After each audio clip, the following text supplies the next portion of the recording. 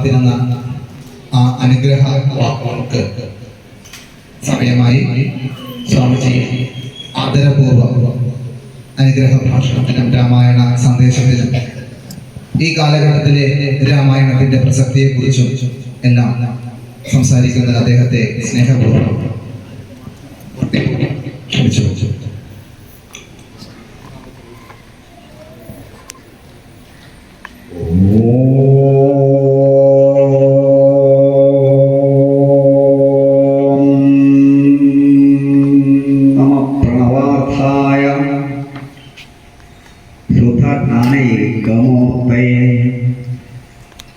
നിർമ്മലായ പ്രശാന്തായ ദക്ഷിണാമൂർത്തയേ നമഃ.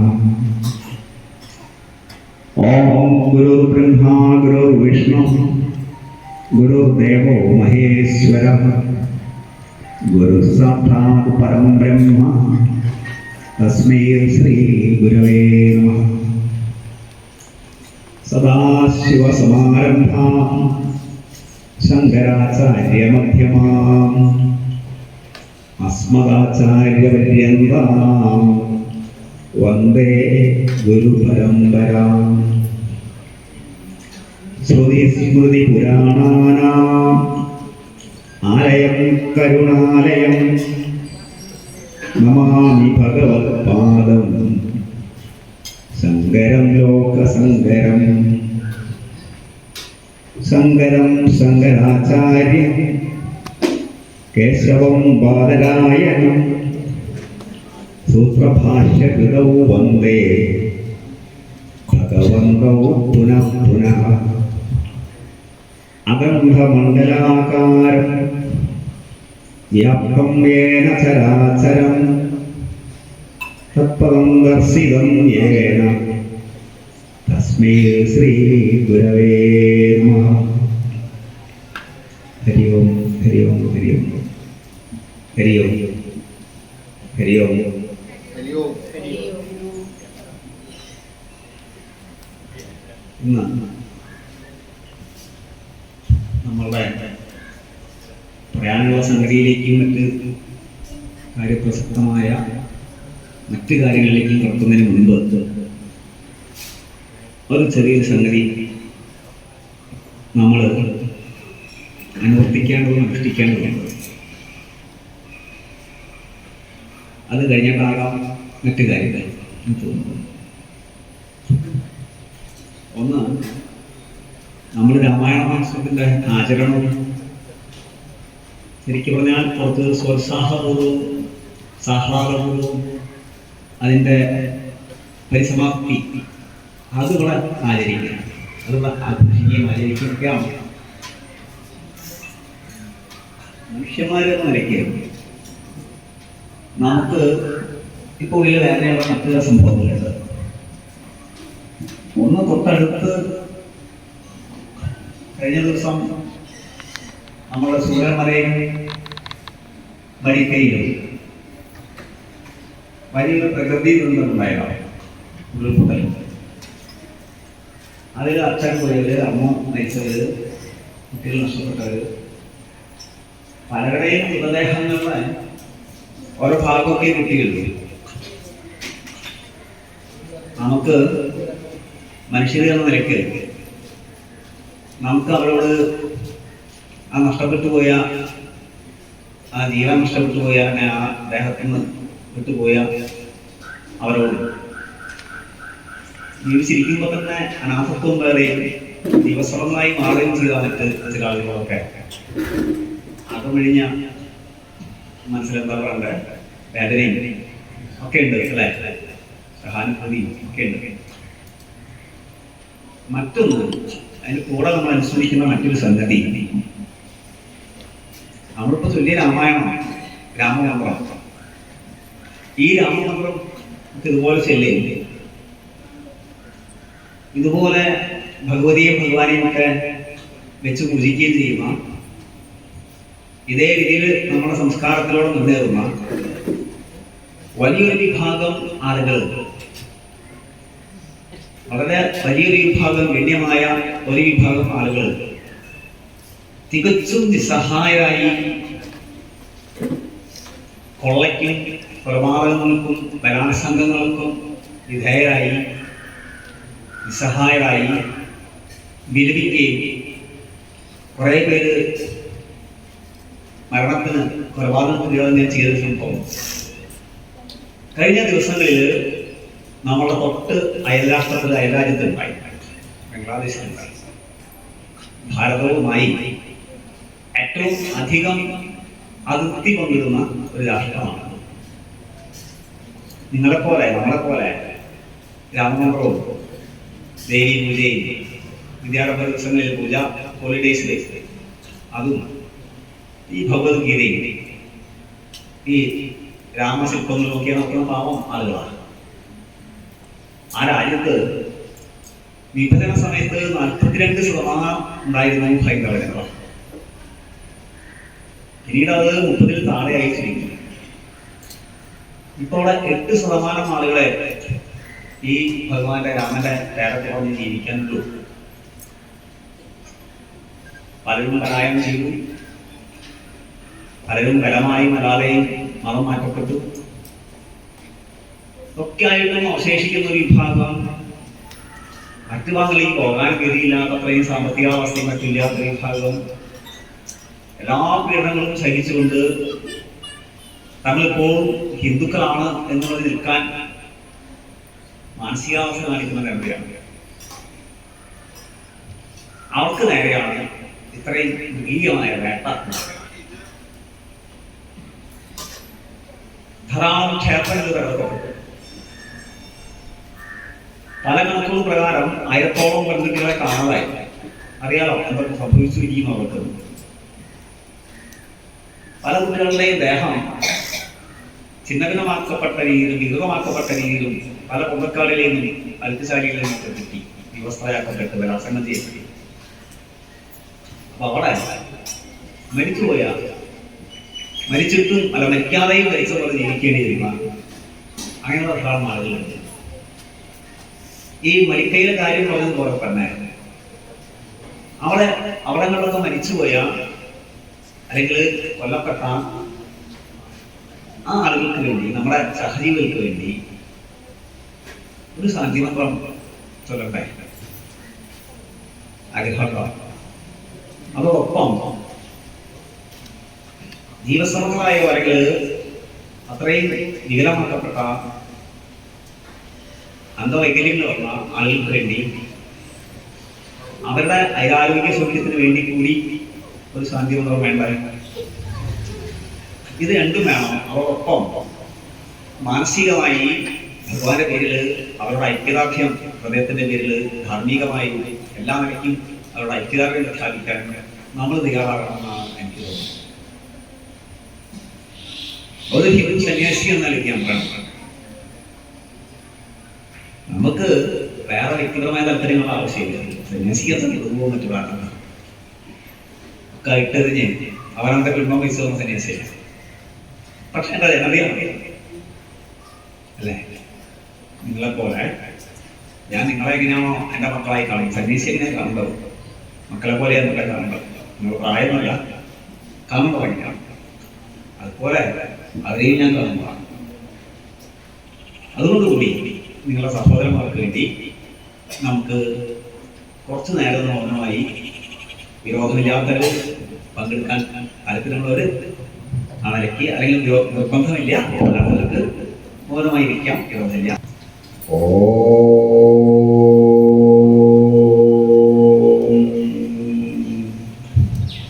സർവേഷാം സ്വസ്തിർഭവതു, സർവേഷാം ശാന്തിർഭവതു, സർവേഷാം പൂർണ്ണം ഭവതു, സർവേഷാം മംഗളം ഭവതു. ഓം പൂർണ്ണമദഃ പൂർണ്ണമിദം പൂർണ്ണാത് പൂർണ്ണമുദച്യത്തെ പൂർണ്ണസ്യ പൂർണ്ണമാദായ പൂർണ്ണമേവാവശിഷ്യത്തെ.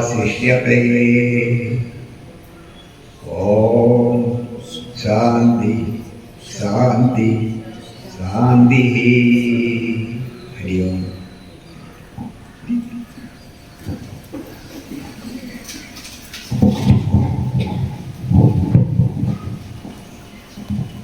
ഇത്രയെങ്കിലും ചെയ്യാൻ കഴിഞ്ഞില്ല എന്ത് മനുഷ്യരാണ് അല്ലേ? അതുകൊണ്ട് ചെയ്തതാണ് കേട്ടോ. നമ്മൾ മാനസികമായിട്ട് പൂർണ്ണമായും ആത്മാർത്ഥമായിട്ടാണ് ഇങ്ങനെ ചെയ്യേണ്ടത് ചെയ്തത്. ഇങ്ങനെയല്ലേ? ഈ ബോധമാണ് ഭഗവാൻ ശ്രീരാമചന്ദ്രൻ നമുക്ക് പകർന്നു തന്ന സാമൂഹിക ബോധം.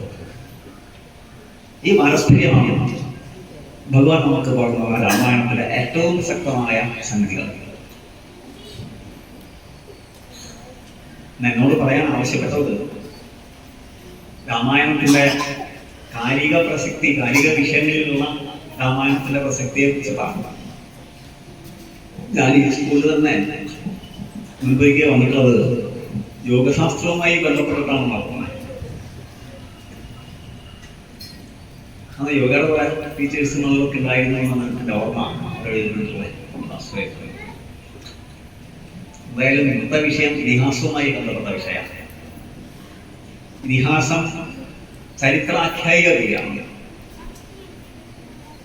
നമ്മളെ സംബന്ധിച്ചിടത്തോളം രാമായണം ലോകത്തിന്റെ തന്നെ എല്ലാ ഭാഗങ്ങളിലും, ധാരാളം ഭാഗങ്ങളിൽ, പ്രത്യേകിച്ച് ദക്ഷിണേഷ്യൻ ഭാഗങ്ങളിലൊക്കെ, കംബോഡിയ വരെയുള്ള ഭാഗങ്ങളിലും, അവിടെ നിന്ന് ഇറാൻ ആ ഭാഗങ്ങളിലൊക്കെ, ഇന്തോനേഷ്യ ഭാഗങ്ങളിലും മുഴുവൻ ജനജീവിതത്തിന്റെ സാംസ്കാരിക നിലവാരത്തിനെയും ധാർമ്മികതയെയും നിലനിർത്തി മുന്നോട്ട് നയിച്ച് അവർക്കൊക്കെ മാതൃകയായി തീർന്ന ഒരു മഹാഗ്രന്ഥം കൂടിയാണ് നമുക്ക് ഇതിഹാസമായ രാമായണം. ഹൈന്ദവ ജനതയ്ക്ക് രണ്ട് ഇതിഹാസങ്ങളാണ് ഉള്ളത്. നമുക്കറിയാം, ഒന്ന് മഹാഭാരതവും വ്യാസവിരചിതമായ മഹാഭാരതവും, രണ്ട് വാൽമീകി മഹർഷിയാൽ വിരചിതമായ ആവിഷ്കരിക്കപ്പെട്ട രാമായണമാണ്. രാമായണത്തിന്റെ പ്രാചീനത കണക്കാക്കിക്കൊണ്ട് അതിനെ ആദി കാവ്യമെന്നും ആ മഹർഷീശ്വരനെ ആദി കവി എന്നും കൂടി നമ്മൾ വിളിക്കാറുണ്ട്. പക്ഷെ നമുക്ക് ഒരു പുരാണത്തിന്റെ അത്ഭുതകഥ പോലെ രാമായണത്തിനെ കാണാൻ സാധിക്കില്ല. അങ്ങനെ പുരാണമായിരുന്നെങ്കിൽ മുഴുവൻ മാതൃക ഉണ്ടാവില്ലായിരുന്നു. പുരാണങ്ങളിൽ മാതൃകയല്ല, നമ്മളെ ഹൃദയത്തിനെ മുന്നോട്ട് നയിക്കാനുള്ള മറ്റു പല ഘടകങ്ങളും കാര്യങ്ങൾ മനസ്സിലാക്കി തരാനുള്ള സവിശേഷതയാണ് പുരാണങ്ങളിലുള്ളത്. ഹിന്ദുക്കൾക്ക് 18 പുരാണങ്ങളുണ്ട്, 18 ഉപപുരാണങ്ങളുമുണ്ട് എന്നാണ് നമ്മുടെ അറിവ്. എല്ലാം എഴുതിയത് കൃത്വ അഷ്ടാദശ പുരാണാനി കൃത്വ സത്യവതീശ്വര. സത്യവതീശ്വരനായ വേദവ്യാസ മഹർഷിയാണ് ആ ഉപപുരാണാദികളും ബ്രഹ്മസൂത്രവും ഒക്കെ നമുക്ക് തന്ന് വേദങ്ങളെ രചിച്ച് വ്യാസസ്മൃതിയോടുകൂടി നമ്മളെ അനുഗ്രഹിച്ച ഒരു മഹാപുരുഷൻ. വാൽമീകി ഭഗവാൻ നമുക്ക് ഒരൊറ്റ ഗ്രന്ഥേ തന്നിട്ടുള്ളൂ. അത് രാമായണമാണ്. അത് ഇതിഹാസമാണ്. ഇതിഹാസമാകുമ്പോൾ അതൊരു ചരിത്ര ആഖ്യായിക കൂടിയാണ്. ചരിത്ര ആഖ്യായികതയ്ക്ക് ഒരു ഗുണമുണ്ട്. അതില് ഒരു കാലത്ത് ജീവിച്ചിരുന്ന പ്രകൃതങ്ങളെ, പ്രതീകങ്ങളെ, ജീവിച്ചിരുന്ന വ്യക്തിത്വങ്ങളെ, മാതൃകകളെ അനുകരിച്ചുകൊണ്ടും അധികരിച്ചുകൊണ്ടുമാണ് ഇതിഹാസം എഴുതുക. അപ്പൊ നമുക്കുള്ള പ്രധാനപ്പെട്ട ഗുണം, നമുക്ക് ജീവിതത്തിൽ പകർത്താൻ ജീവിച്ചിരുന്ന ആളുകളുടെ കഥകളെ അനുസരിച്ചുകൊണ്ട് മുന്നോട്ട് പോകുമ്പോഴാണ് സാധ്യത കൂടുതലല്ലോ. സാങ്കല്പികമല്ലാതാകുമ്പോഴാണ് കൂടുതൽ സാധ്യതയോടെ. സങ്കല്പത്തിനെ ഞാൻ നിഷേധിച്ചു പറയല്ല. മഹർഷിമാരുടെ വാക്കുകളിൽ സങ്കല്പമാണ്, പുരാണങ്ങളുടെ വാക്കുകളിൽ സങ്കല്പം കൂടുതലുണ്ട്. നോവലുകളെ പോലെ ഭാവനാസൃഷ്ടമല്ലാന്നേ ഉള്ളൂ. പക്ഷെ സങ്കല്പം അവിടെയുണ്ട്.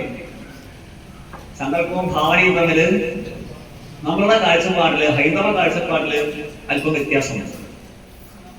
ശരിയായി കൽപ്പിക്കപ്പെടുന്നതാണ്, സമ്യക്കായി കൽപ്പിക്കപ്പെടുന്നതാണ് സങ്കല്പം. വെറും ഭാവന കാണുന്നതല്ല, നോവൽ എഴുതുന്ന പോലെ ഭാവന കാണുന്നതല്ല.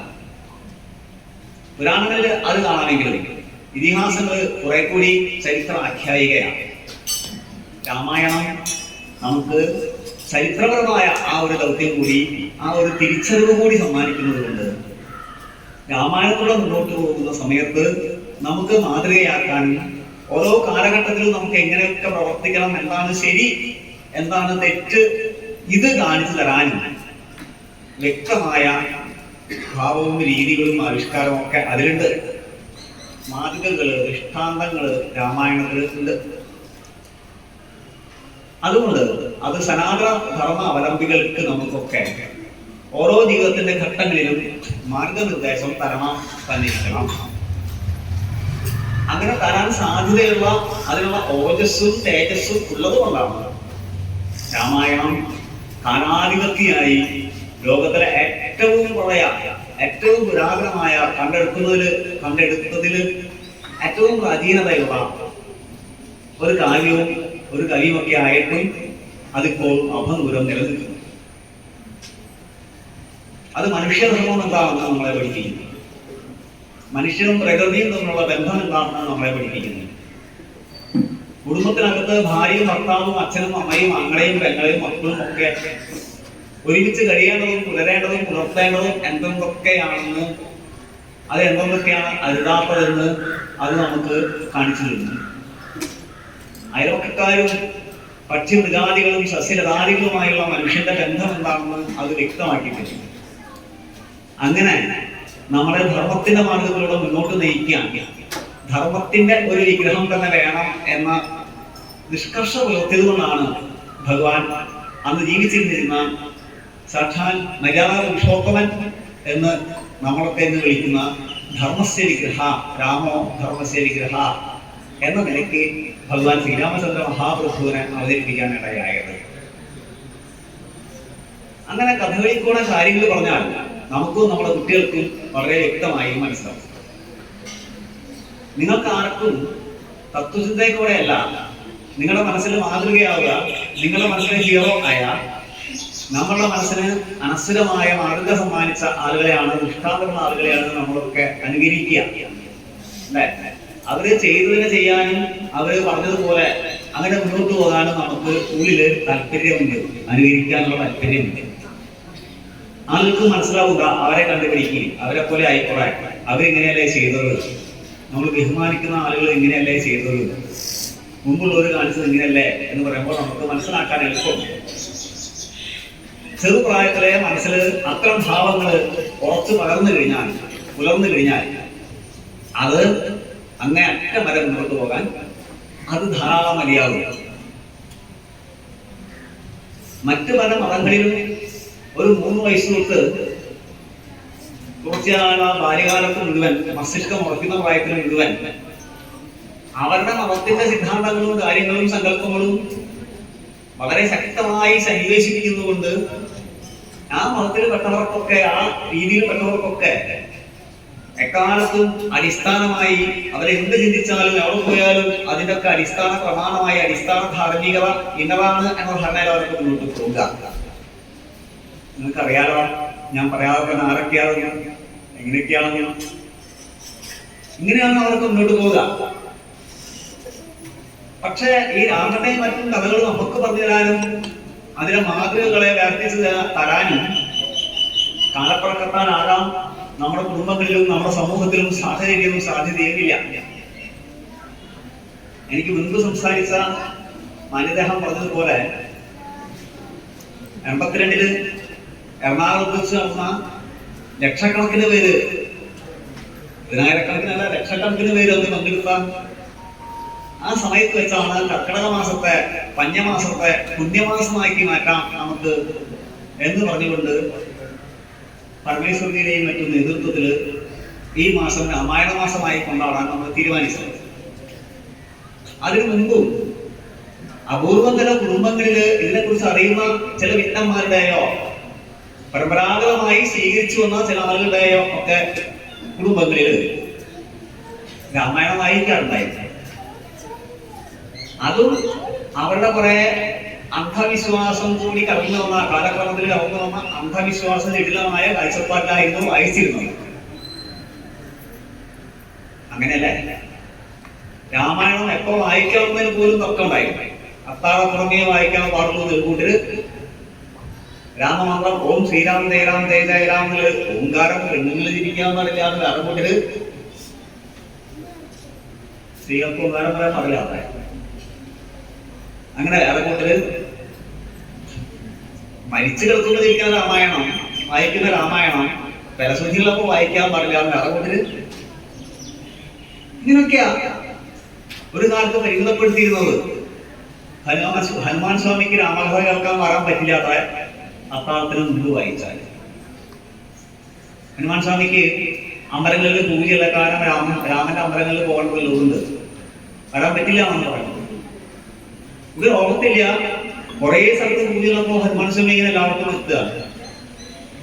എല്ലാവർക്കും ഹനുമാൻ സ്വാമി എത്തണമെങ്കിൽ ഹനുമാൻ സ്വാമിക്ക് സർവ്വവ്യാപിത്വവും നമ്മൾ പുരുഷ സൂക്തത്തിലൊക്കെ പറയുന്നത് പോലെ ഈശ്വരനെ പറയില്ലേ 1000 കണ്ണുള്ള 1000 ശിരസുള്ള കണ്ടില്ലേ പുരുഷ സൂക്തം.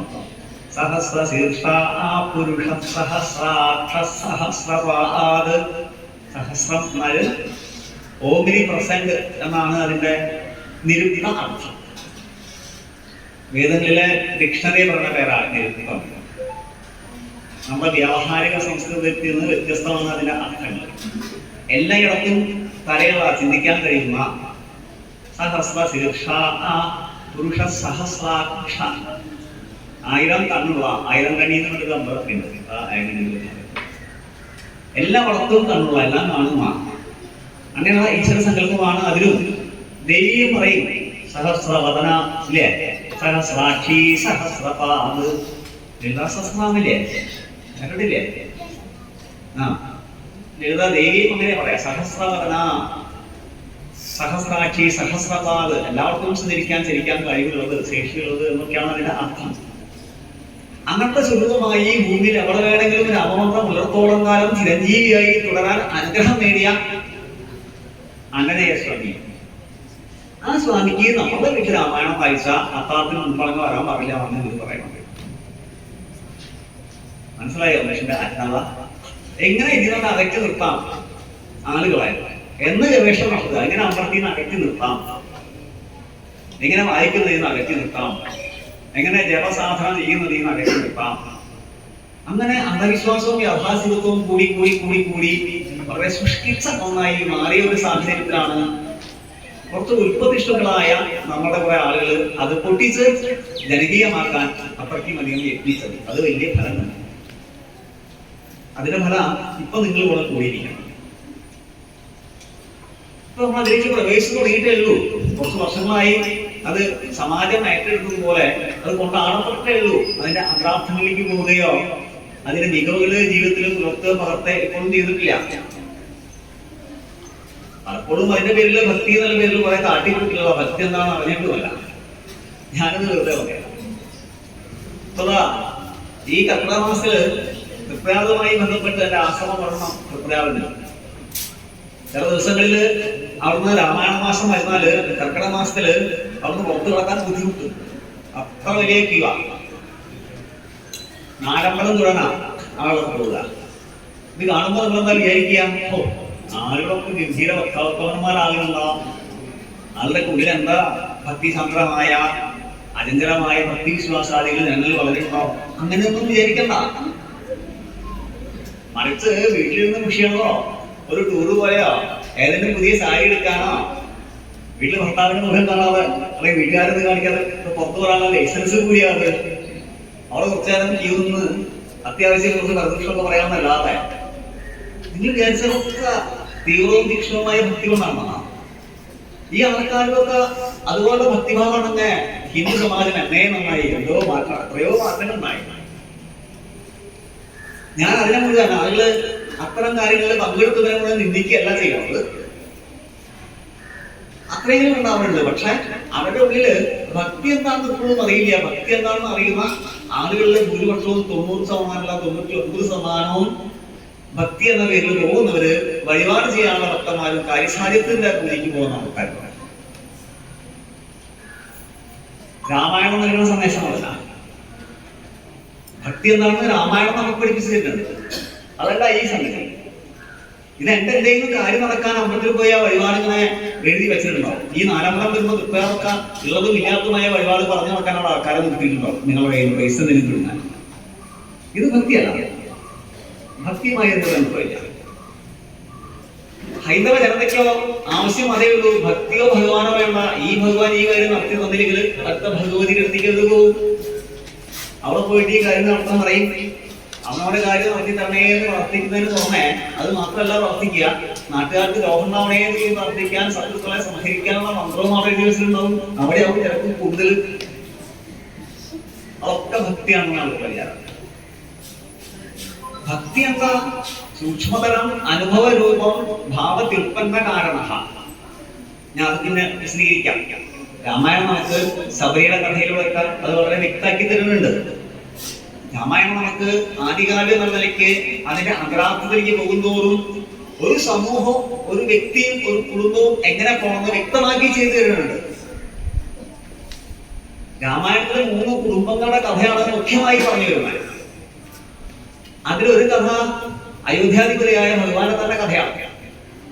ആ കുടുംബമാണ് എന്തെന്ന് പറഞ്ഞാലും ഉറച്ച സാഹോദര്യത്തോടു കൂടിയ ഒരു കുടുംബമാണ് ആ കുടുംബം. അവിടെ കയ്യേരി മാതാവ് ഇത്തരത്തിലുള്ള തെറ്റ് ചെയ്യാനുള്ള കാരണം തന്നെ ദേവകാര്യ സമുദ്രിത എന്ന് പറഞ്ഞതുപോലെ മായാപ്രഭാവിതനായി മന്ധരയെ കൊണ്ട് ജ്യേഷ്ഠാഭിമതി അറിയാലോ നമുക്ക്. അങ്ങനത്തെ സങ്കല്പം നമുക്ക് ഉള്ളത്. പക്ഷെ മറ്റൊരു കുടുംബം കാണിച്ചു തരുന്നത് കാട്ടിലെ കുടുംബമാണ്. കാട്ടിലെ കുടുംബത്തില് നന്മയും തിന്മയുമുണ്ട്. അത് വ്യക്തമായും 3-4 കാണ്ഡങ്ങളില് കൂടുതൽ വിവരങ്ങള് നമ്മുടെ രാമായണത്തിലെ കാണ്ഡങ്ങളിലെ യഥോചിതം ആരണ്യകാണ്ഡത്തിലും കിഷ്കിന്ധാകാണ്ഡത്തിലും വളരെ സൂക്ഷ്മമായി അത് അവലോകനം ചെയ്യപ്പെടുന്നു.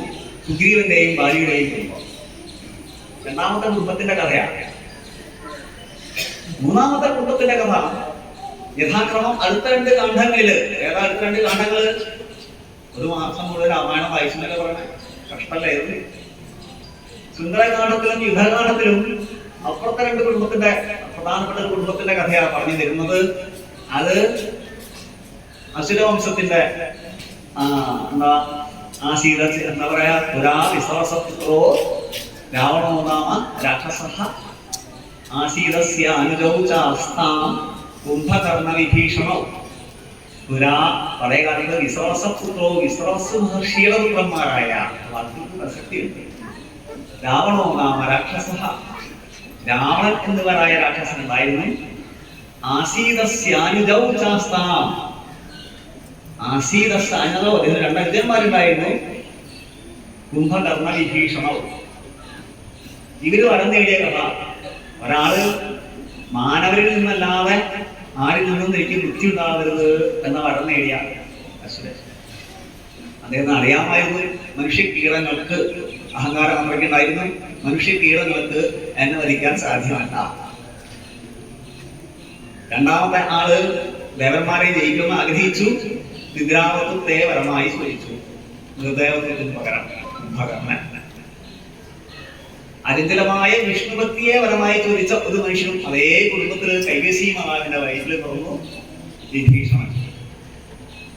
അത് ഒരു കുടുംബത്തിന്റെ കഥയാണ്. രാമായണം നമുക്ക് ആദ്യത്തെ 2 കാണ്ഡങ്ങളില് ബാലകാണ്ഡത്തിലും അയോധ്യാകാണ്ഡത്തിലും അയോധ്യയുടെ ചരിത്രം ഭഗവാന്റെ ചരിത്രം പറഞ്ഞു തരുമ്പോ ആ കുടുംബത്തിന്റെ ചരിത്രം കൂടുതൽ വിശദീകരിച്ച് തരുമ്പോ അതിലുണ്ട് തടകാവറവും വിശ്വാമിത്രവും ഋഷിയുടെയും അതൊക്കെ അതിൽപ്പെട്ടതാണ്. ഞാൻ അതിലേക്ക് കൂടുതൽ വരുന്നില്ല. 2ാമത്തെ 3ാമത്തെയും 4ാമത്തെയും കാണ്ഡത്തില് ഈ 2 കാണ്ഡങ്ങളായി പരിശോധിച്ചാല് അടുത്ത കാണ്ഡങ്ങളില് കിഷ്കിന്ധ അധിപനുമായി ബന്ധപ്പെട്ട കാര്യങ്ങൾ ഭാര്യ സുഗ്രീവാദികളുടെ കഥകൾ പറഞ്ഞിരുന്നു. അവസാനത്തെ 2 കാണ്ഡങ്ങളില് സുന്ദരകാണ്ഡത്തിലും യുദ്ധകാണ്ഡത്തിലും അസുരന്മാരുടെ അവരുടെ ചേഷ്ടകളും അവരുടെ വിഷ്ണുഭക്തിയുടെ പ്രാധാന്യവും അതിൽ ഉറച്ചു നിൽക്കുന്ന അഞ്ചലമായ ഭക്തിയുള്ള സാത്വിക ഗുണമുള്ള വിഭീഷണനെയും നമ്മെ പ്രസരിക്കുമ്പോൾ ചോരമള പെയ്തു എന്ന് കൈകസി മാതാവ് പറഞ്ഞു കേട്ടിട്ടുണ്ട് എന്ന് പറഞ്ഞ രാവണന്റെ ആ കഥകളും കൈകസി മാതാവിന്റെ കൈകസിയെ വിശ്രവസ്തു മഹർഷിയുടെ അടുത്തേക്ക് പറഞ്ഞയച്ചത് രാമായണം അയച്ചവരിൽ എന്താണ് കണ്ടിരിക്കണേ? അത് പറഞ്ഞയക്കണത് മാര്യവാൻ എന്ന 1ാം രാക്ഷസ സാമ്രാജ്യത്തിന്റെ അധിപതിയായിരുന്നു. അദ്ദേഹം പറഞ്ഞു ഇവരെ ജയിക്കാൻ അസുരന്മാരുടെ വീര്യം മാത്രം പോരാ, നമ്മളൊക്കെ പാതാളത്തിലേക്ക് ചവിട്ടി താഴ്ത്തപ്പെട്ടതുകൊണ്ടാണ് കൈകസി സുന്ദരിയാണ്. കൈകസി അല്പം സൂക്ഷ്മ ബുദ്ധിയുള്ളതാണ്, മനഃശുദ്ധിയുള്ളതാണ് കൈകസി. അതുകൊണ്ട് വിശ്രവസ് മഹർഷിയെ പരിചരിച്ചുകൊണ്ട് നീ അദ്ദേഹത്തിൽ നിന്ന് വരമായി എന്ന് നടണം, സന്ധികളെ നടണം. ആ കാര്യം വിശ്രവസ് മഹർഷിയുടെ തപസ്സിന്റെയും ബ്രഹ്മതേജസ്സിന്റെയും ശക്തിയും അസുരന്മാരുടെ വീര്യവും കൂടി ചേർന്നാൽ നമ്മെ പരാജയപ്പെടുത്താൻ സാധ്യമല്ല. അതിലെ മൂത്തപുത്രനായി പോയി രാവണൻ. ഇങ്ങനെയല്ലേ ആ കഥ മുന്നോട്ട് പോകുന്നത്. അപ്പൊ ഈ 3 കുടുംബങ്ങളുടെ കഥ പറയുമ്പോൾ തന്നെ ഓരോ ഭാഗത്തും 3 കഥാപാത്രങ്ങളെയും വാൽമീകി മഹർഷി സമർത്ഥമായി കുറിച്ചേർത്തു. ഒന്നാമത്തെ ഭാഗത്ത് ഭഗവാൻ മര്യാദാപുരുഷോത്തമൻ ശ്രീരാമചന്ദ്ര മഹാപ്രഭു, പിന്നെ എക്കാലത്തേക്കും ഭാരതത്തിന്റെ മാതൃകയായ സഹനത്തിന്റെയും സ്നേഹത്തിന്റെയും വിനയത്തിന്റെയും ക്ഷമയുടെയും കരുത്തിന്റെയും പ്രതീകമായ സീതാദേവിയും, ഏറ്റവും ഗംഭീരമായ സമർപ്പണത്തിന്റെയും ഭക്തിയുടെയും അജന്തരത്വത്തിന്റെയും പ്രതീകമായ ഹനുമാൻ സ്വാമിയും അവിടുത്തെ മുഖ്യ കഥാപാത്രങ്ങളായി തീർന്നു. ഇപ്പോഴും നമ്മുടെ ആൾക്കാര്, നമ്മുടെ യുവാക്കള് പലപ്പോഴും രാമായണം വായിച്ചിട്ട് രാവണനാണ് വലിയ ആളുകൾ, പരാക്രമൻ രാവണനാണെന്ന് പറയുന്ന ആളുകളുണ്ട്. കാര്യങ്ങൾ ശരിക്കും മനസ്സിലാക്കാതെ അപ്പുറത്ത് 3 കഥാപാത്രങ്ങള് അപ്പുറത്തുകൊണ്ട് ആന്റി ഹീറോസ് വില്ലന്മാരാണ്. ആ 3 പേരിലും വിഭീഷണൻ സാത്വികതയ്ക്ക് പ്രതീകമായിരുന്നു, താമസിക പ്രതീകമായി കുംഭകർണനുണ്ടായി, രജോ ഗുണത്തിന്റെ പ്രതീകമായി അവിടെ രാവണനുണ്ടായി. എങ്ങനെയാണ് ഇത് തമ്മിലുള്ള സംഘർഷത്തിലൂടെ ഈ കഥ പറയുന്നതിലൂടെ ഭഗവാന്റെ വിജയം പറയണത്, ഭഗവാന്റെ പരാക്രമത്തെ കുറിച്ച് പറയണത്, സൗമ്യനും വിനയാന്വിതനും എന്നാൽ രാവണനേക്കാൾ ഉജ്ജ്വല പരാക്രമിയുമായ രാമനെ കുറിച്ച് പറയുന്നത് എന്നാണ് നമ്മുടെ കുട്ടികൾക്ക് നമ്മൾ പറഞ്ഞു കൊടുക്കേണ്ട കഥ. പ്രാഥമികമായി ഞാൻ പറഞ്ഞതാണ് എന്തുകൊണ്ടാണ് രാമൻ പരാക്രമിയായത്, എന്തുകൊണ്ടാണ് രാമനെ നമ്മള് രാമോ വിഗ്രഹവാൻ ധർമ്മ എന്ന് പറയുന്നത്. എന്താ നമ്മുടെ ധർമ്മം? ജീവിച്ചിരിക്കുമ്പോൾ ഏതൊക്കെ രീതിയിലാണ് മറ്റുള്ളവരോട് പെരുമാറേണ്ടത്, പ്രകൃതിയോട് പെരുമാറേണ്ടത് എന്നാണ് നമ്മളും ഈ പ്രകൃതിയുമായി ഈശ്വരന്റെ മറ്റ് സൃഷ്ടിജാലങ്ങളുമായി ബന്ധപ്പെട്ട കാര്യങ്ങളിൽ നമ്മൾ പുലർത്തേണ്ട മനസ്സിന്റെയും ബുദ്ധിയുടെയും ശരീരത്തിന്റെയും ധർമ്മം കിം ധര്യതേ ഇതി ധർമ്മഃ. ഇത് രാമായണത്തിൽ നിന്ന് നമ്മൾ മനസ്സിലാക്കി. അങ്ങനെയല്ലേ? നിന്നെ തന്നെയാണ് ഓ മഹാപ്രഭോ ഈ പ്രപഞ്ചം മുഴുവൻ സർവവിദ്യാനാം സർവഭൂതാനാം ഈശ്വര, ഈശ്വര സർവവിദ്യാനാം സർവഭൂതാനാം ബ്രഹ്മാധിപതി രമണോധിപതി ബ്രഹ്മ. നമ്മുടെ നാട്ടില് ഇവിടെയൊക്കെ നടന്നിരുന്ന, ഇവിടെയൊക്കെ നിർപ്പാദങ്ങൾ പതിഞ്ഞിട്ടുള്ള ഒരു മഹാകൃഷ്ണൻ പറഞ്ഞ വാക്കാണ് നീയല്ലോ സൃഷ്ടിയും സൃഷ്ടാവായതും സൃഷ്ടിജാലവും, നീയല്ലോ ദൈവമേ സൃഷ്ടിക്കുള്ള സാമഗ്രി ആയത്. കേട്ടിട്ടുണ്ടോ? അങ്ങനത്തെ വരികളേലും കേട്ടിട്ടില്ലേ? വേദാന്തത്തിന് മുഴുവൻ അന്തസത്തയിലും ഈശ്വരൻ എന്താണ്, സൃഷ്ടി എന്താണെന്ന് പറഞ്ഞു തരാൻ ഇതിനേക്കാളും സൂക്ഷ്മമായ, ഇതിനേക്കാളും ഭംഗിയായ ഒരു വാക്കും ഇല്ല. വേദാന്ത സങ്കല്പത്തിലെ ഈശ്വരൻ എന്താണെന്ന് നമുക്ക് വ്യക്തമാക്കി തന്നത്, അതിസമർത്ഥവും ഏറ്റവും സംക്ഷിപ്തവുമായി വ്യക്തമാക്കി തന്നത് ആ മഹാപുരുഷന്റെ ചില വാക്കുകളാണ്. വെറും 10 ശ്ലോകങ്ങളിലൂടെ പോലും, ഒരു 10 ദശകത്തിലൂടെ പോലും മുഴുവൻ 108 ഉപനിഷത്തിന്റെയും അല്ലെങ്കിൽ 1008 ഉപനിഷത്തിന്റെയും ചതുർവേദങ്ങളുടെയും 18 പുരാണങ്ങളുടെയും 2 ഇതിഹാസങ്ങളുടെയും മുഴുവൻ അന്തസത്തയുണ്ടെന്ന് നമുക്ക് തെളിയിച്ചു കൊടുക്കാൻ പറ്റും. പക്ഷെ സാധാരണ ഹിന്ദുക്കൾ അതൊന്നും വായിക്കാത്ത കാരണം അവർക്കത് അറിയുമെന്ന് സംശയം. ശരാശരി ഹിന്ദുവിന്റെ സങ്കല്പം അങ്ങനെ ആയതുകൊണ്ട്, അതുകൊണ്ട് നീയല്ലോ സൃഷ്ടിയും സൃഷ്ടാവായതും സൃഷ്ടിജാലവും, നീയല്ലോ ദൈവമേ സൃഷ്ടിക്കുള്ള സാമഗ്രി ആയതും എന്ന വാക്കുകളിലൂടെ ആ ഉത്പാദങ്ങൾ നമുക്ക് പറഞ്ഞു തന്ന വരി സത്യത്തിൽ ഈ പ്രപഞ്ചത്തിൽ മുഴുവൻ ഈശ്വരാംശമുണ്ടെന്നും നമ്മൾ അതിന്റെ അംശമാണ് എന്നുമാണ്. വേദവ്യാസ ഭഗവാൻ ഗീതയിൽ ഇത് തത്തുല്യമായ ഒരു വരി പറയും, അമൈവാംസോ ജീവലൊക്കെ ജീവഭൂത സനാതനഃ മനഃഷ്ഠാനീന്ദ്രിയാണി പ്രകൃതിസ്ഥാനി കർഷതി. എന്റെ അംശമാണ് ജീവലോകത്ത് എല്ലാ ജീവഭൂതങ്ങളുമായി മാറിയത്, എന്റെ തന്നെ അംശമാണ് എല്ലാ ജീവജാലങ്ങളും. നീയല്ലോ സൃഷ്ടിജാലവും എന്ന് പറയുന്ന വരികൾ ഇതിനെ അന്വർത്ഥമാക്കുന്നു. നമുക്ക് ആത്മീയമായും ഭൗതികമായും പ്രകൃതിദത്തമായും കുടുംബം കൗടുംബികമായും ഒക്കെ ചെയ്യാനുള്ള ധർമ്മം എന്താണെന്ന് വ്യക്തമാക്കി തരുമ്പോഴാണ് രാമായണം നമുക്ക് ശരിയായ സന്ദേശം. രാമായണം പറയുമ്പോൾ തന്നെ അതൊരു ഉറക്കുപാട്ടായി വെറും ഭക്തിയുടെ മാത്രം ഭക്തി അതിലുണ്ട്. എങ്ങനെയുള്ള ഭക്തിയാണ് വേണമെന്ന് പറഞ്ഞു തരുന്നുണ്ട്. അത് മുഴുവൻ പറയാൻ ഇപ്പൊ നേരമില്ല. കുറച്ച് കഴിയുമ്പോഴേക്കും സംഘാടകൻ മതീസ്വാമിജി എന്ന് പറയും. എന്റെ സമയം പരിമിതിയായ സമയം ഞാൻ മനസ്സിലാക്കിക്കൊണ്ടാണ് ഇത് സംസാരിക്കുന്നത്. പക്ഷേ രാമായണം പറയുമ്പോൾ തന്നെ ആളുകൾ പറയാ, സാധാരണ പറഞ്ഞു വരാറുള്ളത് ഹിന്ദുവിന്റെ സങ്കല്പം അനുസരിച്ച് അതിനത് ഉറക്കണ പാട്ടായിട്ടാണ്. അവർ ചോദിക്കുക, രാമായണത്തിലെ ആളുകൾ എന്തെങ്കിലും അനുഭവിക്കുന്ന സമയത്ത്, ദുഷ്ടഫലമൊക്കെ അനുഭവിക്കുന്ന സമയത്ത്, കഷ്ടഫലം അനുഭവിക്കുന്ന സമയത്ത് ആളുകൾ പറയും ഒക്കെ അവരോട് ചെയ്ത കർമ്മത്തിന് പറ. ഇതൊക്കെ രാമായണത്തിൽ പറയേണ്ടതാണ്. താൻ എന്താ പറയാ, താൻ നിരന്തരം ചെയ്യുന്ന കർമ്മങ്ങൾ താൻ അനുഭവിച്ചു വിടുന്നേ ഒരു അറിഞ്ഞുകൊണ്ടും അറിയാതെയും സ്വയം ഒരുവൻ ചെയ്തിരുന്ന നന്മ തിന്മകൾ അല്ലെ ശരിയായവൻ അനുഭവിച്ചിടണം. കർമ്മ പരിപാകത്തിന് ശക്തി തടയാൻ കൈകളില്ല.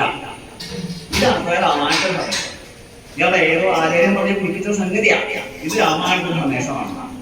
നിങ്ങൾക്ക് തോന്നുന്ന ഇങ്ങനെ തോന്നുന്നുണ്ട് അല്ലെ? അതെല്ലാവരും കണ്ടിരിക്കണം. എടോ, ഇത് ആത്മീയ ഭഗവാൻ പറഞ്ഞതല്ല. ഇത് ശ്രീരാമചന്ദ്രൻ മഹാപ്രഭുവിന്റെ സന്ദേശമല്ല. ഇത് വാൽമീകി ഭഗവാനെ പോലും സ്വന്തം അഭിപ്രായമല്ല. വസിഷ്ഠ മഹർഷി പറഞ്ഞതല്ല. രാമായണത്തിലെ അത്തരം ആളുകളുടെ ഉപദേശമല്ല. സപ്തർഷികളുടെ ഉപദേശമല്ലേ അല്ല. രാമായണത്തിന്റെ കർത്താവ് എന്ന് നമ്മൾ പറയുന്ന സാക്ഷാൽ വാൽമീകി മഹർഷിയോട് അദ്ദേഹത്തിന്റെ ഗുരുക്കന്മാര് എന്ന് പറയപ്പെടുന്ന സപ്തർഷികൾ പറഞ്ഞ വാക്ക് നിന്റെ കർമ്മത്തിന് കീഴടങ്ങിക്കോ എന്നല്ല. ആ രത്നാകരൻ പിടിച്ചുപറിക്കാരനായിരുന്ന മനുഷ്യൻ കണ്ടിട്ടില്ലേ? ആ മനുഷ്യൻ താൻ ചെയ്യുന്ന കർമ്മങ്ങളുടെ മുഴുവൻ ഫലം ആരനുഭവിക്കാം അവര് ചോദിച്ചതാ. അങ്ങേര് പോയി ചോദിച്ചത് ആ വൃക്ഷണിപ്പണിനോടാണ്. മദ്യപിച്ച് മതോന്മത്തമായി നടക്കുന്ന ആളുകളോടാ. ഇപ്പോഴത്തെ ആണുങ്ങളെയും പെണ്ണുങ്ങളെയും പോലെ ശരിയല്ല. ഇപ്പോഴത്തെ ആണുങ്ങളെയും പെണ്ണുങ്ങളെയും പോലെ മദ്യത്തിന് പകരം പണം കിട്ടാത്ത മയക്കുമരുന്നിന് കൂടുതൽ വ്യാപൃതമായുള്ളത് പെൺകുട്ടികളാണ്. ഞാൻ ഇന്നലെ ഈ രാമായണ മാസത്തിലെ ആവർത്തന സമാപനമായിട്ട് ഒരു വളരെ പുരാതനമായ ഒരു ക്ഷേത്ര സമുച്ചയത്തിൽ പരിപാടി ഉണ്ടായിരുന്നു. അവിടെ എന്നോട് കരഞ്ഞുകൊണ്ട് ആ സംഘാടകർ പറഞ്ഞ കാര്യമാണ്. രാവിലെ സ്വാമിജി, നമ്മുടെ ഇപ്പൊ ഇങ്ങനെ വരാതെ പല ആളുകളുടെയും മക്കള് പോലും മയക്കുമരുന്നിന്റെയും മദ്യത്തിന്റെയും അടിമകളാണ്. പെൺകുട്ടികള് ആൺപിള്ളേരെക്കാൾ ഭീകരമായ രീതിയിൽ ആ ഭാഗം കേരളത്തിന്റെ കൂടുതൽ ഒരു ഏരിയ. അവിടെ മയക്കുമരുന്നും മറ്റും കഴിച്ചുകൊണ്ടിരിക്കുക. ഞാൻ അതിനെക്കുറിച്ച് കുറെ നേരം ഇന്നലെ സംസാരിച്ചു. ഇവര് കരഞ്ഞുകൊണ്ടുള്ള ഇവരുടെ അഭിപ്രായം കണ്ടു പറഞ്ഞതാണ്. ഞാൻ എന്താ നിങ്ങൾ മക്കളെ കൊണ്ടുവന്നില്ലേ എന്ന് ചോദിച്ചപ്പോ പറഞ്ഞേ അവരൊന്നും കാണാനില്ലോ. അവരായിട്ട് ഞങ്ങൾ എല്ലാ പ്രാവശ്യവും എന്തൊരു പരിപാടികൾ ഉണ്ടാവാറുണ്ട് രാമായണ മാസമൊക്കെ ആകുമ്പോൾ എന്നിട്ട് പലപ്പോഴും. അത് കാരണം അവര് പറഞ്ഞ വാക്കുകളാണ്. ഞാൻ പറഞ്ഞത് തെറ്റല്ല. ഇത് രാമായണത്തിൽ കാണിച്ചു തന്നത് അസുരന്റെ നാട്ടിലാണ്. രാമായണം വായിച്ചുകൊണ്ടേ പറഞ്ഞത്. വായിച്ചു നോക്കിയിട്ടില്ലേ? ലങ്കയിലേക്ക് പോയതിനു ശേഷം ലങ്കാലക്ഷ്മിയെ എന്താ ഇടതയെ കൊണ്ട് പ്രഹരിച്ച് ഇടിച്ച് മറച്ചിട്ടതിന് ശേഷം ലങ്കാലക്ഷ്മിക്ക് മുക്തി കൊടുത്തതിന് ശേഷം ലങ്കിനി എന്നല്ലേ പറയാ.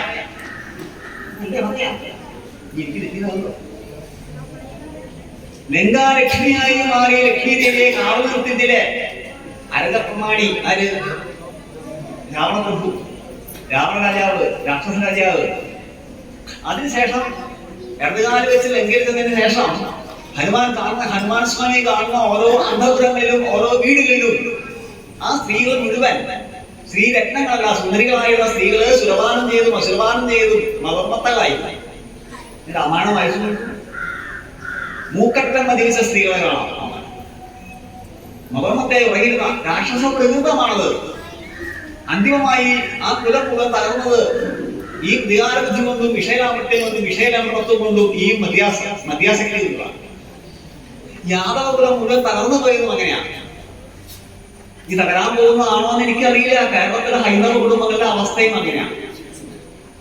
രാമായണത്തിന്റെ മാതൃകയാണല്ലോ എന്നുള്ള വിഷയം. അതുകൊണ്ട് കൂടിയാണ് ആ മാതൃകയെ കുറിച്ചൊന്ന് പറയണത്. വേണ്ടപ്പെട്ട ദിവസങ്ങളിലും പരശുദ്ധിയുള്ള ദിവസങ്ങളിലൊക്കെ മദ്യപിച്ചില്ലെങ്കിൽ കൈ വരയ്ക്കാതെ എന്റെ അച്ഛനെ പിതൃകർമ്മം അനുഷ്ഠിക്കാൻ സാധിക്കില്ല മുത്തച്ഛന്റെ എന്ന് പറയുന്ന ആൺപിള്ളേർ വളർന്നു വരിക. ആണോ?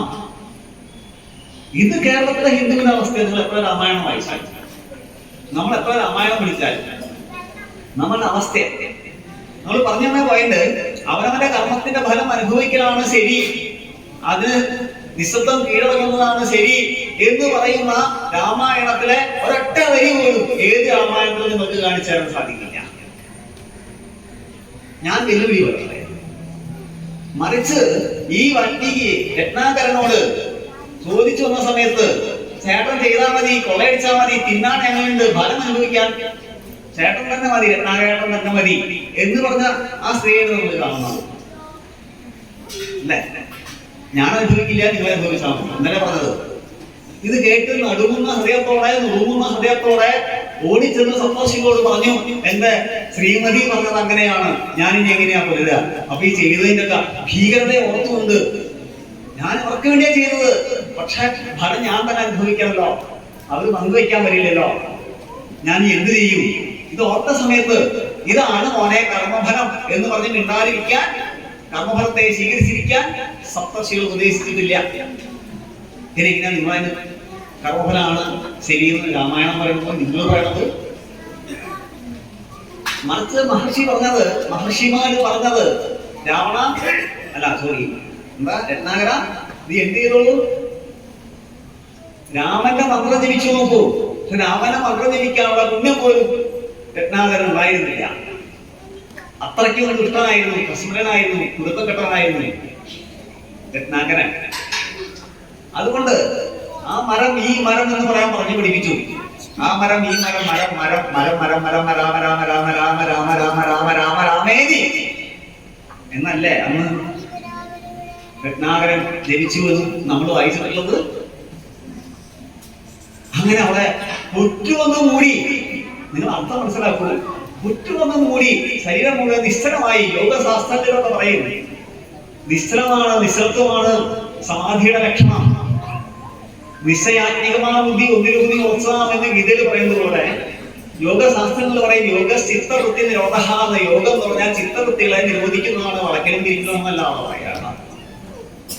ദേഹത്തിനെ വളക്കലും തിരിക്കലല്ല, മനസ്സിന്റെ വൃത്തികളെ നിരോധിക്കുന്നതാണ് യോഗ എന്നാണ് പതഞ്ജല മഹർഷി പറയാ. മനസ്സ് മുഴുവൻ നിശ്ചലമാകുന്ന സമയത്ത് ദേഹവും നിശ്ചലമാകും, ബുദ്ധിയും നിശ്ചലമാകും. നിശ്ചലമാകുമ്പോ മനസ്സിനെയും ബുദ്ധിയെയും പ്രവർത്തിപ്പിക്കുന്ന 3 ഗുണങ്ങളും നിശ്ചലമാകും. നമ്മുടെ തൃപ്രയാർ ശ്രീയോഗിനി അമ്മ ജപയോഗം ഓ നമഃശിവായ വെച്ച് മുക്തിപദത്തെ വളർച്ച യോഗിനി അമ്മ പറയാറുണ്ട്, മനസ്സൊതുങ്ങും മക്കളെ, മനസ്സൊതുക്കമുണ്ടെങ്കിൽ വിനയം ക്ഷമ എന്നിവ വളർന്നിടാൻ തുടങ്ങുന്നു മക്കളെ. ഒരു നിശ്ചയം മനസ്സിനെ ജയിച്ചിടാൻ എളുപ്പമല്ല മക്കളെ. കണ്ടില്ലേ യോഗിനമ്മാന്ന്, തൃപ്രയാർ ശ്രീയോഗിനമ്മാന്ന് കണ്ടില്ല?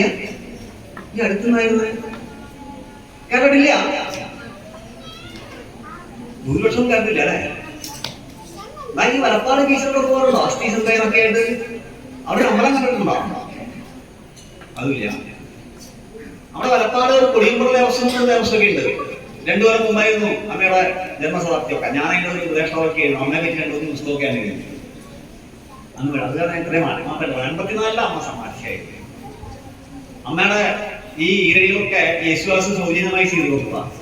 90-ാം ശതാബ്ദിക്ക് യേശുദാസ് അവ വന്നിരുന്നു. അന്നത്തെ രാഷ്ട്രപതിമാരുടെ ജീവിതം അമ്മ പറ്റി കണ്ടാവില്ല.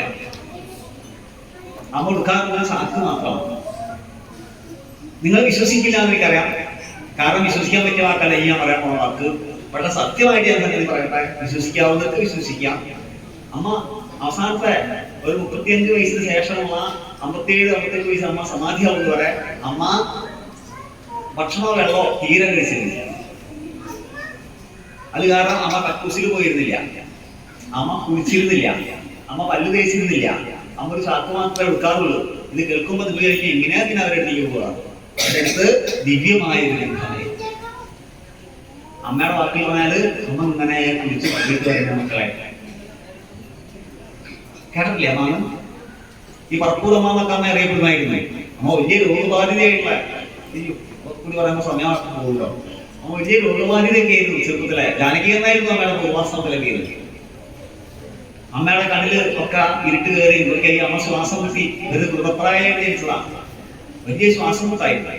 ആദ്യം മരിച്ചു ഉപേക്ഷിച്ച മുട്ടിയായിരുന്നു. അമ്പലത്തിന്റെ അടുത്ത് ഇപ്പോഴും ഒരു ശിവാലയൊക്കെ ഉണ്ട് അമ്മ ജനിച്ച വീട്ടിന്റെ അമ്മ. പറപ്പൂരായിരുന്നു നമ്മ തൃക്കടിയിലാണ് ഇത് ആശ്രമിക്കുന്നത്. അങ്ങനെ അമ്മ ശ്വാസം മുട്ട് കാരണം ആ 2ാം ക്ലാസ് കഴിഞ്ഞപ്പോഴേക്കും അമ്മയുടെ വിദ്യാഭ്യാസമൊക്കെ നിന്നുപോയി. പോവാൻ പറ്റണ്ടേ? നമ്മുടെ കണ്ണിലൊക്കെ ഇരുട്ട് കാരണം പോലത്തെ അസുഖത്തെ തോന്നുന്നു, നീർ കെട്ടുന്ന അസുഖം തോന്നുന്നു. നമ്മുടെ തൈക്കാട്ടുശ്ശേരി ഇപ്പോഴത്തെ നിലവിലുള്ള വിഭാഗത്തെ തിരുമേയുടെ അച്ഛൻ തിരുമേനാണ് ചികിത്സിച്ചത്. ഞാൻ അറിയുന്നില്ല ഇതിന് അച്ഛനാണ് ചികിത്സിച്ചിരുന്നത്. നമ്മുടെ കണ്ണിൽ നിന്ന് ഇതൊക്കെ വലിച്ചെടുക്കുന്നത്. നമ്മുടെ കണ്ണില് നീര് കെട്ടാതിരിക്കാൻ കുരുമുളക് അരച്ച് തേക്കാറുണ്ട്. അത് മാറിയപ്പോഴേക്കും 14 വയസ്സ് കഴിയുമ്പോഴേക്കും അമ്മയുടെ ദേഹത്തു നിന്നൊക്കെ മാംസം ദ്രവിച്ചു പോകുന്ന ഒരു അസുഖം.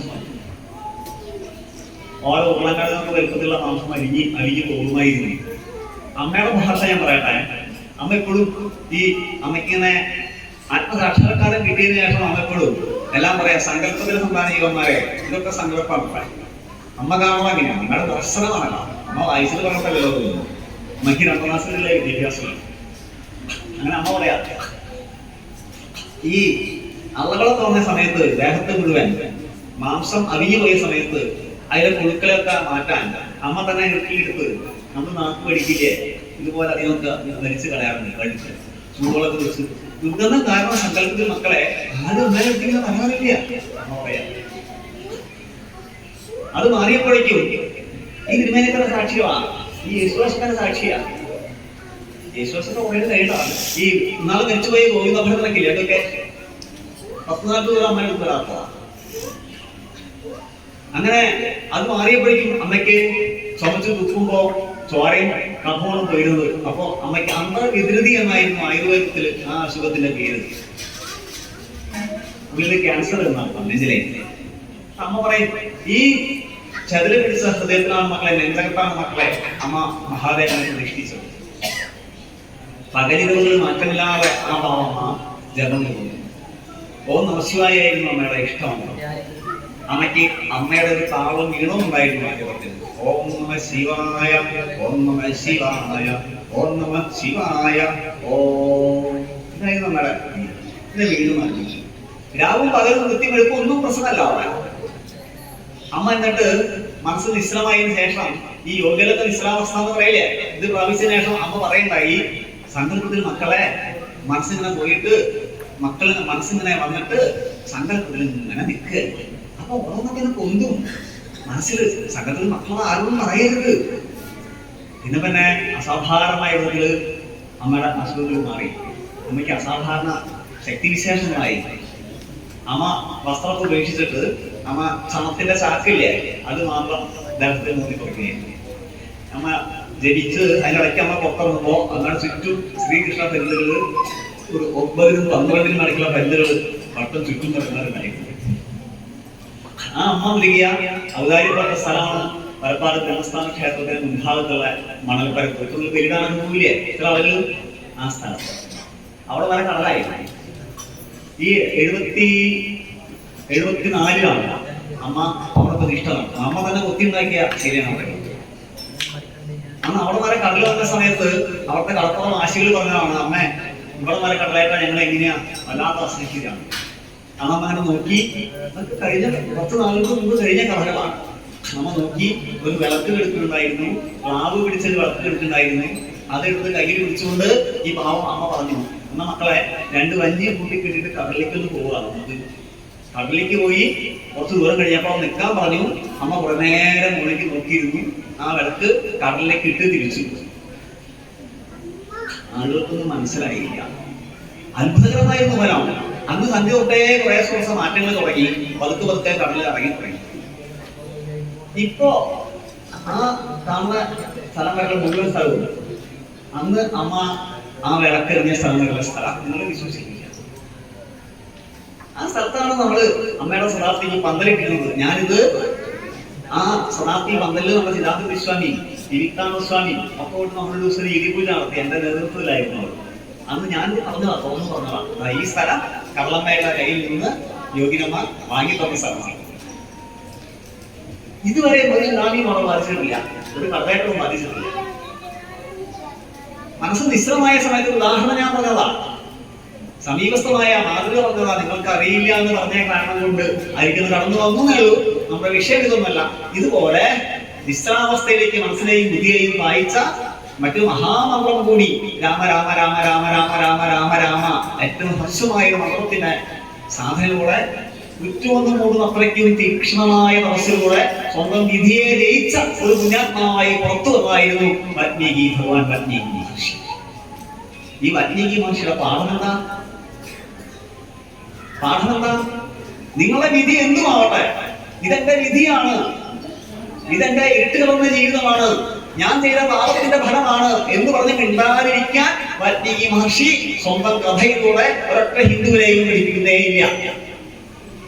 ബുദ്ധി എന്ന് പുറത്തു വന്ന മഹർഷി ദിവ്യ സ്വരൂപമായിരുന്നു, തേജസ്വിന്റെ സ്വരൂപമായിരുന്നു, അല്ലെ? ഇങ്ങനെ ആയിരുന്നില്ലേ? നമുക്കുള്ള പാഠമാണത്, ഹിന്ദുവിനുള്ള പാഠമാണ്. കർമ്മം ചെയ്താൽ ഫലം അനുഭവിക്കും എന്ന് പറഞ്ഞ് മിണ്ടാതിരിക്കേണ്ടതല്ല. വാൽമീകി മഹർഷിയുടെ കഥയും ആരുടെയും നമ്മുടെ മാർക്കണ്ഡേയ മഹർഷിയുടെ കഥയും ഒക്കെ കേട്ടിട്ടില്ലേ? ഇല്ലെങ്കിൽ ഞാൻ നീ പറഞ്ഞാൽ ഉദ്ദേശിക്കില്ല. എന്ന് 16 വയസ്സായ മാർക്കണ്ഡേയ മഹർഷി, മാർക്കണ്ഡേയ പുരാണം കേട്ടിട്ടില്ലേ?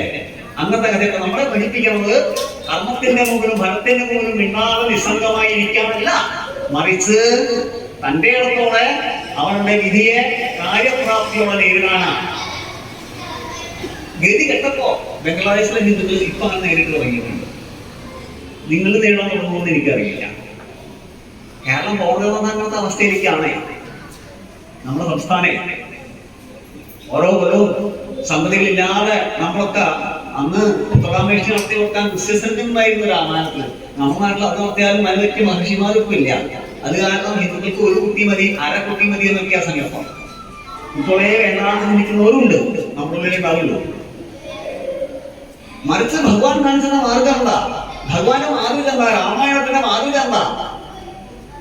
ബലിയിടാൻ ചുരുങ്ങിയ പക്ഷം 3 കൈകളെങ്കിലും വേണമെന്നല്ലേ നമ്മുടെ സങ്കല്പം. അല്പസന്താനം ഹിന്ദുവിന് എത്രയാണ്? 3 ആളല്ലേ?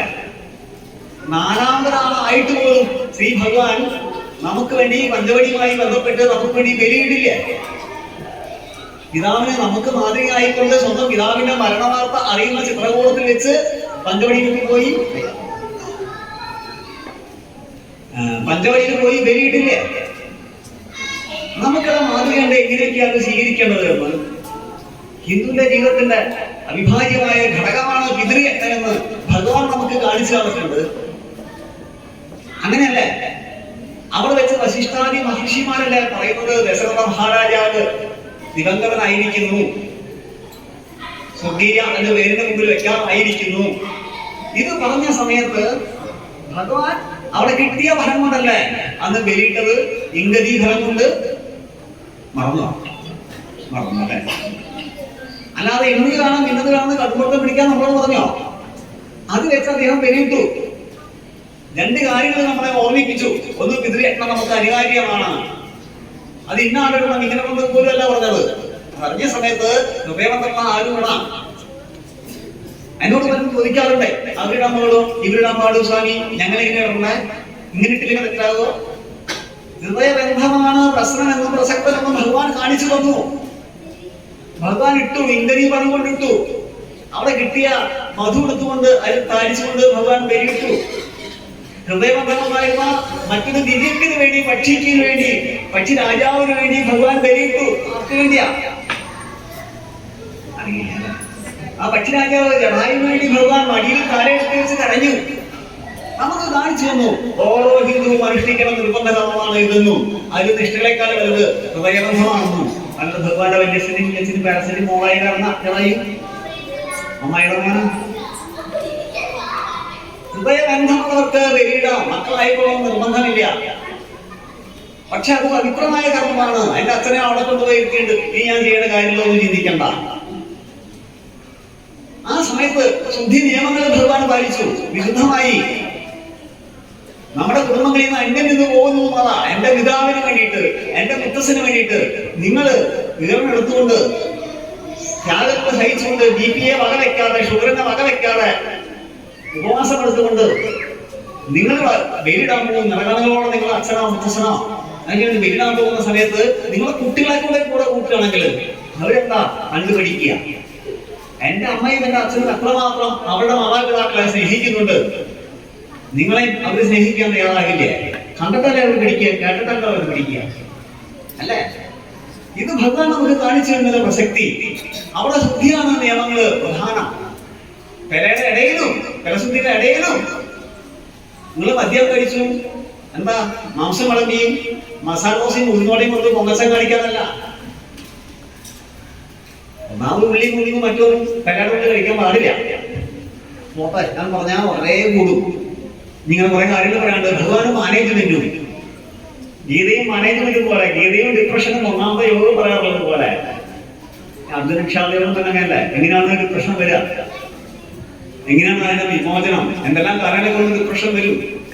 അർജുനക്ഷാദ യോഗത്തിന് മാത്രം ലക്ഷണം വയസ്സാ മതി. അതുപോലെ രാമായണവും മാനേജ്മെന്റും, രാമായണവും സംരംഭകത്വവും, രാമായണവും ആചാരങ്ങളും, രാമായണവും കുടുംബബന്ധവും, ഉർമാദേവി ലക്ഷ്മണകുമാരനുമായുള്ള ബന്ധവും, രാമായണത്തിലെ രാമൻ ദുഷ്ടനോടും സഭനോടും വിട്ടുവിട്ട് ചെയ്യാത്ത രാമൻ എങ്ങനെയാണ് അത്യന്തം നിലവാനായി മാറുന്നത്? അന്നാറെ കണ്ണന്റെ മുൻപിൽ പോലും കണ്ടില്ലേ? സേതുബന്ധനോദ്യോഗം ചെയ്യുന്ന സമയത്ത് ഒരു അണ്ണാക്കണ്ണന്റെ കുഞ്ഞിയെ കണ്ട സമയത്ത് പോലും അവിടെ വന്ന് എന്താ വെള്ളത്തിൽ വന്ന് മുങ്ങി മണ്ണിൽ കിടക്കുന്നുണ്ട്. ഞാനാണ് ഇത് മുഴുവൻ മോഹിക്കുന്ന ഭാവമായിരുന്നു ഭാവം അണ്ണാകുഞ്ഞിനെ. ഇവര് ചെയ്യുന്നത് ചെയ്തില്ല. അണ്ണാകുഞ്ഞ് എഴുന്നേറ്റ് നിന്ന് നെറ്റി തടയിക്കൊണ്ടത് പറയുമായിരിക്കും, വേറെ വേഗം വേഗം കൂട്ടണ്ടേ. ആ പാവം അണ്ണാകുഞ്ഞെ നിസ്വാർത്ഥമായി സേവിച്ചുകൊണ്ടിരുന്നു. ഇത് ആരും ശ്രദ്ധിക്കില്ല. നമ്മളൊക്കെയാണ് ആരെന്ത് ശ്രദ്ധിക്കും? ഒരു പിയൂൺ, സ്കാവന്തര്, ഒരു വെൽവിഷർ നമ്മുടെ കമ്പനിക്ക് വേണ്ടി, നമ്മുടെ സ്കൂളിന് വേണ്ടിയോ നമ്മുടെ സ്ഥാപനത്തിന് വേണ്ടിയോ എന്തെങ്കിലും ചെയ്യുന്നുണ്ടെങ്കിൽ ഒരാളും ശ്രദ്ധിക്കില്ല. അത് അവഗണിക്കും. ഭഗവാൻ കാണിച്ചു തന്ന മാർഗം അതല്ല. ഭഗവാൻ അണ്ണാൻകുഞ്ഞിനെ വെച്ചു. അണ്ണാനെ എന്നിട്ട് പറഞ്ഞു, സന്തോഷത്തോടെ നിന്ന അണ്ണാന്റെ മുതിൽ തലോടി എത്ര ഭഗവാൻ. അങ്ങനെ 3 വര വന്നത് കണ്ടില്ലേ? എന്നിട്ട് ഭഗവാൻ പറഞ്ഞു, അണ്ണാനെ നീ അത് ചെയ്തില്ലായിരുന്നുവെങ്കിൽ, ഏത് നേരത്തെ കുറച്ച് മണ്ണെടുത്ത് മണ്ണിലെടുത്തുണ്ട് മണ്ണെടുത്ത് അവിടെ കൊണ്ടിട്ടായിരുന്നുവെങ്കിൽ ഈ സേതുബന്ധനം പൂർത്തിയാവില്ലായിരുന്നു. നിങ്ങൾ അതിന്റെ വിനയഭാവം, സാക്ഷാൽ ഭഗവാൻ അയോധ്യാരികളെ കാണിച്ച വിനയഭാവം മനസ്സിലായോ? ഒരു അണ്ണാന്റെ മുമ്പില് നന്മ എത്ര ചെറുതാണെങ്കിലും അതിന്റെ മുമ്പില് അത്യന്തം വിനയഭാവവും സ്നേഹവും വാത്സല്യവും ഹൃദയബന്ധവും കാണിച്ച ഭഗവാൻ. ദുഷ്ടന്റെ മുമ്പില് ഒരിക്കലും മുഖാവത്തത്തിന് മുമ്പിൽ കീഴടങ്ങാത്ത ഭഗവാൻ. ഒരു സംരംഭം ചെയ്യുമ്പോ അതിൽ ഏറ്റവും ചെറിയ ഘടകം പോലും ഒരു പിയൂണിന്റെ ആയാലും സ്ഥാപനത്തിന്റെ ആയാലും ആ സേവനത്തെ പോലും അംഗീകരിക്കുകയും പ്രശംസിക്കുകയും ഉൾക്കൊള്ളുകയും ചെയ്തുകൊണ്ട് മുന്നോട്ട് പോയാൽ യഥാർത്ഥ മാനേജ്മെന്റ് നിങ്ങൾക്ക് കരഗതമായിരിക്കും പഠിപ്പിച്ചു തരികയായിരുന്നു ഭഗവാൻ. ഈ MBA കോളേജിന്റെ മുമ്പിൽ ഭഗവാനും അണ്ണാനും കൂടിയിട്ടുള്ള ഒരു ഫോട്ടോ വേണമെന്ന് ഞാൻ പറയാം. ആ ഫോട്ടോയിൽ അണ്ണാൻ പോലും എനിക്കറിയില്ല, ഞാൻ നോക്കിയില്ല.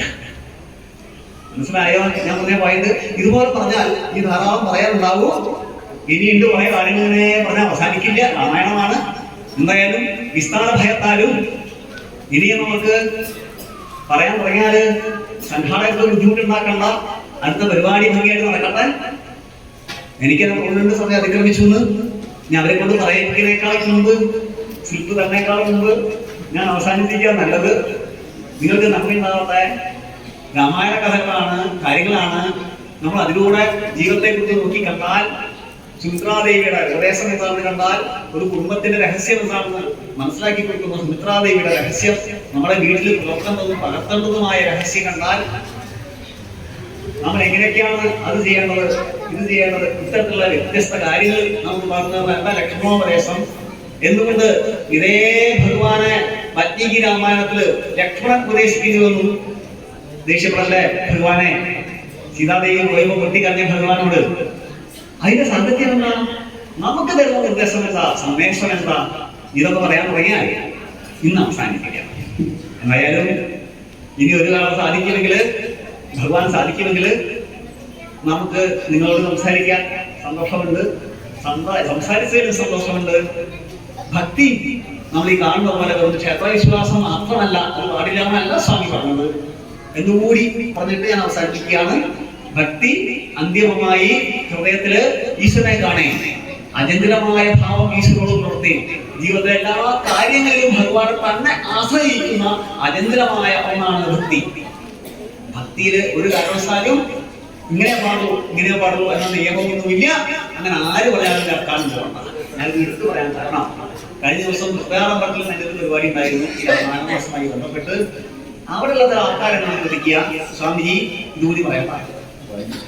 അങ്ങനെ അവർ പറയാണ്, സ്വാമിജി ഇങ്ങനെ ആചാര്യം എന്ന് പറഞ്ഞു നിങ്ങൾ പ്രാർത്ഥിക്കാൻ പാടില്ല, അത് ചെയ്യാൻ പാടില്ല, എല്ലാം ഭഗവാൻ അറിയണമല്ലേ, അതൊന്നും പ്രാർത്ഥിക്കാൻ പാടില്ല. ഇതിൽ ഏതാ ശരി? അവർക്ക് ആളുകൾക്ക് വിഷയം. ഇത്തരം പല ആചാര്യന്മാരും നമ്മുടെ സമൂഹത്തിലുണ്ട്. ഒരു ഭഗവാനും ഭക്തനും തമ്മിലുള്ള ബന്ധം തടപെടാൻ ഇവർക്ക് എന്താ അധികാരം? മനസ്സിലാവുണ്ടോ? ഭഗവാനോട് ഭക്തൻ ഇഷ്ടം പ്രാർത്ഥിക്കും. മനസ്സ് തുറന്ന് എന്തും പ്രാർത്ഥിക്കാമെന്ന് ഭഗവത് പാതല്ല. അവരുടെ അച്ഛനും അമ്മയും ഈ കാലത്ത് വിശ്വസിക്കാൻ പറ്റില്ല. നാട്ടുകാരെ വിശ്വസിച്ചു നിങ്ങൾ പറഞ്ഞാൽ അത് നിങ്ങൾ തലയിൽ കൊണ്ട് പോകും. മനസ്സിലായ? അവരാദ്യം ആഗ്രഹിക്കുന്നത് നിങ്ങൾക്കോ നിങ്ങളുടെ മക്കൾക്കോ ജോലി കിട്ടിയില്ലല്ലോ എന്നുള്ള തൊട്ട. മനസ്സിലാവണ്ട? മനുഷ്യന്മാരുടെ സ്വഭാവം. ഭഗവാനോട് എന്തു തുറന്നു പറയാം. ഭഗവാൻ പറയുന്നു, എന്റെ ഭക്തൻ ആരൊക്കെയാണെങ്കിലും ഗീത വായിച്ചിട്ടില്ലേ? ജനാസുഹൃതിനോ അർജുന ആർത്തോ ജിജ്ഞാസുരപ്രാർത്ഥി നാനീച ഭഗവത്സഭ ചതുർവിധാ ഭജന്തേ മാം. 4 തരത്തിലുള്ള ഭക്തന്മാർ അർജുന എന്നെ സ്തുതിക്കുന്നു. സുഹൃതിനോ അർജുന 4 കൂട്ടരും സുഹൃതികളാണ്. മനസ്സിലായ ഭഗവാന്റെ മുമ്പ് ഇനി ആരാ 4 കൂട്ടരും നോക്കൂ. ഇവരൊക്കെ ഭഗവാൻ അംഗീകരിക്കുന്നു, സുഹൃതികളാണ്. ആർത്തോ ജിജ്ഞാസുരപ്രാർത്ഥി. ആർത്തോ എന്റെ ധർമ്മം മാറ്റണേ, എന്റെ സുഖേട് മാറ്റണേ, സുഖേട് മാറ്റണേ എന്ന് മാത്രം പറഞ്ഞൊരു പുസ്തകമാണ് ഗുരുവായൂരപ്പന്റെ ഗുരുവായൂരപ്പ എന്റെ വാദരോഗം ശമിപ്പിക്കണേ. ഏതാ? നാരായണീയം. അവിടെ ആരും മുന്നില്ലടാ, അനക്കല്യാണ നാരായണീയം. ആർത്തോ ജിജ്ഞാസു. ഭഗവാൻ എങ്ങനെയാ? സഗുണനാണോ നിർഗുണനാണോ? കൈയുണ്ടോ കാലുണ്ടോ? പലരും ചോദിക്കാറുണ്ട് എന്നോടെ, കൈയുള്ള കാലുള്ള നാവ് കുപ്പിച്ച് നിർത്തുന്ന പലുള്ള ദേവിയെ എന്താണ് നമ്മൾ പൂജിക്കണം സ്വാമിജി? വേറെ ഒന്നും പരിശോധനാവേ ഈശ്വരൻ ഏകനും അവൻ സ്വർഗത്തിന്റെ അവകാശിയുമാണ്. മനസ്സിലായ? ആരാണ്? ഞാൻ ചോദിക്കുമ്പോൾ അവർക്ക് അവരുടെ വേറെ കൂട്ടുകാരിലുണ്ടോ? അത് വീട്ടിൽ പോകാറുണ്ടോ? വീട്ടിൽ പോകാറുണ്ടോ? ബന്ധങ്ങളെ അതുകൊണ്ടാ പഠിച്ചു തരണ്ടേ. പറഞ്ഞുകൊടുക്കാൻ നിങ്ങൾക്കും അറിയില്ല. പോട്ടെ, ഞാൻ പിന്നെ പറയാം, ഇപ്പൊ നമുക്ക് സമയമില്ല. ജിജ്ഞാസു അർത്ഥാർത്ഥി. പണത്തിന് വേണ്ടി ഭഗവാനോട് യാചിക്കുന്നവർ പോലും ശുദ്ധജ്ഞാനം മാത്രമുള്ളവരും സുഹൃതികളാണ് എന്ന് ഭഗവാൻ പറയണോ? ഇത് ഈ പുരോഹിതന്മാരാരാ നിങ്ങളോട് ഇങ്ങനെ പ്രവർത്തിക്കാൻ പാടുന്നു പറയാൻ? അത് കാരണം അത്തരത്തിലുള്ള ഒരാളെ വാർത്തകൾ കേൾക്കണ്ട. ഈശ്വരന്റെ അഭിപ്രായം പറയട്ടെ. ഭഗവാനും ഭക്തനും തമ്മിൽ അത് തോന്നിയത് പോലെ പറയും. ഭഗവാന് സ്വന്തം ഭക്തനെ എന്ത് ചെയ്താലും ഇഷ്ടമാണ്. കടിച്ചതിന്റെ ബാക്കിയുള്ള ഉച്ചിഷ്ടം പോലും ആര് കഴിക്കും? ശബരി കൊടുത്തപ്പോ ശ്രീരാമചന്ദ്രൻ കഴിച്ച ചരിത്രമെന്നാണ്. നിങ്ങളുടെ സ്വന്തമാണ് ഭഗവാൻ. സ്നേഹം തീക്ഷ്ണമായ സമയത്ത് നിയമമൊന്നും അവിടെ ബാധകമല്ല എന്നുകൂടി പറഞ്ഞുകൊണ്ട് ഭക്തിയുടെ ശരിയായ സ്വരൂപം എന്താണെന്നോ സർവദാ സർവ കാലേഭ്യോ നിശ്ചിതയും ഭഗവാൻ ഏവ ഭജനീയം എന്ന രഹസ്യമൊക്കെ പറയാൻ ആഗ്രഹമുണ്ട്. ആവട്ടെ, ഇനിയൊരവസരം ഈശ്വരൻ ഉണ്ടാക്കി തരാമെന്ന് പറയാം. നിങ്ങൾക്ക് നന്മ വരട്ടെ എന്ന് ആശംസിച്ചുകൊണ്ട് തൽക്കാലം ഞാൻ കുറെ കാര്യങ്ങൾ പറഞ്ഞ കാര്യത്തില് ചില ഭാഗത്ത് കുറച്ച് വേഗത പോയി പൂർത്തിയാക്കാൻ ആഗ്രഹമുള്ളതാണ്. നിങ്ങൾക്ക് അത്യാവശ്യ കാര്യങ്ങൾ നമുക്ക് കുറച്ച് അങ്ങോട്ടും ഇങ്ങോട്ടും സംഘടിക്കാൻ കഴിഞ്ഞില്ലേ? ഇനിയും നമുക്ക് പറയാൻ ഇടവരട്ടെ, നമുക്ക് മനസ്സിലാക്കാൻ ഇടവരട്ടെ എന്ന് പ്രാർത്ഥിച്ചുകൊണ്ടും നിങ്ങളുടെ യോഗക്ഷേമങ്ങൾക്കായി ഭഗവാനോട് പ്രാർത്ഥിച്ചുകൊണ്ടും ഏറ്റവും ഉപരി നമ്മുടെ ജനതയ്ക്ക് സമൃദ്ധി ഉണ്ടാകട്ടെ, ശക്തി ഉണ്ടാകട്ടെ, കരുത്ത് ഉണ്ടാകട്ടെ, സർവ ഐശ്വര്യം ഉണ്ടാകട്ടെ. മാ വിദ്യുഷാഹേ. നാം ഒരിക്കലും പരസ്പരം ദേഷിക്കാതിരിക്കട്ടെ. അധമക്കളോട് ഒരിക്കലും വിട്ടുവീഴ്ച ചെയ്യരുത്. രാവണന്മാർക്ക് മുമ്പിൽ തല കുനിക്കരുത്. നന്മ ചെറുതായാലും അതിനുവേണ്ടി അങ്ങനെ അറ്റമറി പോവുക, അതിനു വേണ്ടി പൂർണ്ണ വിനയവാനാവുക എന്ന അണ്ണാറക്കണ്ണന്റെ ഭാവം കൂടി, അതിനോട് കാണിച്ച ഭഗവാന്റെ ഭാവം കൂടി നിങ്ങൾ ഉയരുണ്ടാവട്ടെ. ഭൂമിയുടെ ഏത് ഭാഗത്തും നമ്മുടെ വംശം പീഡിപ്പിക്കപ്പെടുകയാണെങ്കിൽ നമ്മുടെ ഹൃദയം അവരോടുകൂടി ആയിരിക്കണം. നമ്മൾ പരസ്പരം സഹായിക്കണം. നമ്മൾ പറയുന്നില്ല, നമ്മൾ പരസ്പരം സഹായിക്കണം വേണം. രാമായണത്തിലും ധാരാളം ഉദാഹരണങ്ങൾ അങ്ങനെയുള്ളവരുണ്ട്. ഇപ്പോൾ നിൽക്കുന്നില്ല, ഇതെങ്കിലും നിങ്ങൾ മനസ്സിലാക്കണം എന്നുകൂടി അഭ്യർത്ഥിച്ചുകൊണ്ട് ധർമ്മത്തിന്റെയും കരുത്തിന്റെയും രാമോ സത്യപരാക്രമ എന്തുകൊണ്ടാണെന്ന് നമുക്ക് പറയാൻ പറ്റിയില്ല. രാമൻ സത്യത്തിന്റെ പരാക്രമമാണ്, സത്യത്തിന് പരാക്രമമുള്ളതാണ് എങ്കിൽ അതെങ്ങനെ സുഗമമായിരിക്കും? നിങ്ങൾ സ്വയം കുറച്ച് അന്വേഷിക്കുക, നമുക്ക് കണ്ടെത്താൻ സാധിക്കും. ഇവിടെ ഈ ഒരു രാമായണ മാസം അല്ലാത്ത സമയങ്ങളിലും രാമായണത്തിലെ ക്ലാസ്സുകൾ ഉണ്ടാകട്ടെ എന്നുകൂടി ആശംസിച്ചുകൊണ്ട് നിങ്ങൾക്ക് നന്മ വരട്ടെ. ഓം സഹനാവവതു സഹനൗ ഭുനക്തു സഹവീര്യം കരവാവഹൈ തേജസ്വിനാവതീതമസ്തു മാ വിദ്വിഷാവഹൈ. ഓം ശാന്തി ശാന്തി ശാന്തി. ഹരി ഓം ഹരി ഓം.